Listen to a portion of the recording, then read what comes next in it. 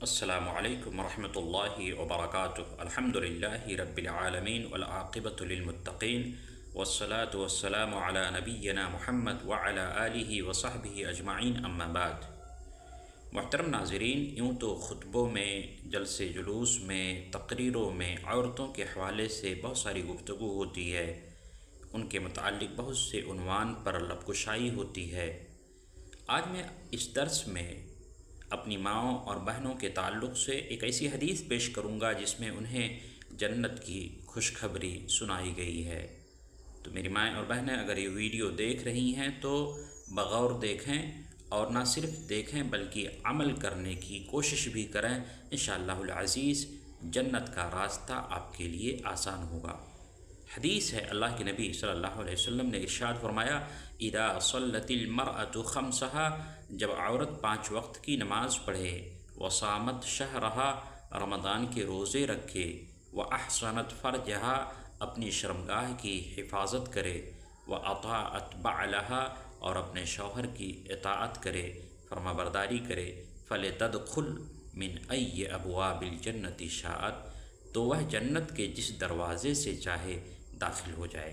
میری ماں اور بہنوں، غور سے سنو، اگر آپ نے 5 وقت کی نمازوں کا اہتمام کر لیا، فجر، ظہر، عصر، مغرب اور عشاء، یہ 5 وقت کی نمازیں ہیں، اگر ان نمازوں کو آپ نے پابندی کے ساتھ پڑھا، ان نمازوں کا اہتمام کیا، ان کے اندر کوئی سستی اور کاہلی نہیں برتی، تو انشاءاللہ العزیز ان نمازوں کی وجہ سے اللہ رب العالمین آپ کا داخلہ جنت میں فرمائے گا۔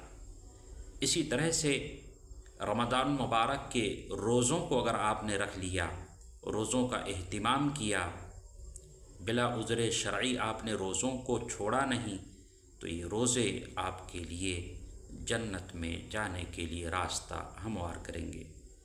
اسی طرح سے اگر آپ نے اپنی عزت و آبرو کی حفاظت کی، اپنی عصمت و عفت کو بچا کر کے رکھا، تو اس کی وجہ سے آپ کا داخلہ جنت میں آسان ہوگا۔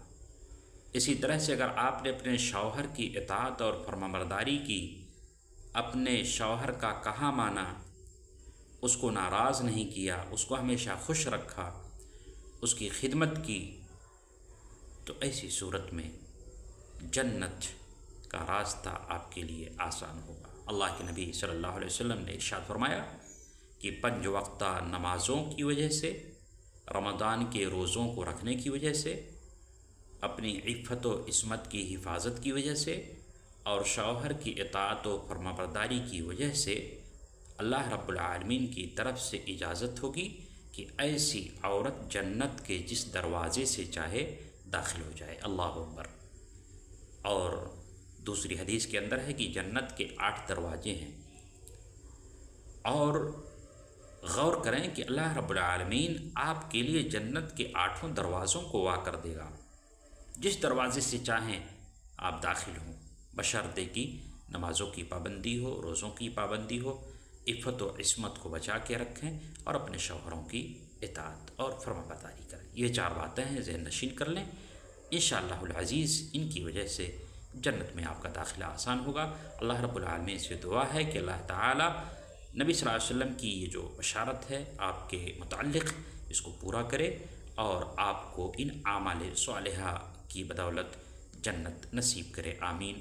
تقبل یا رب العالمین، وآخر دعوانا ان الحمد للہ رب العالمین۔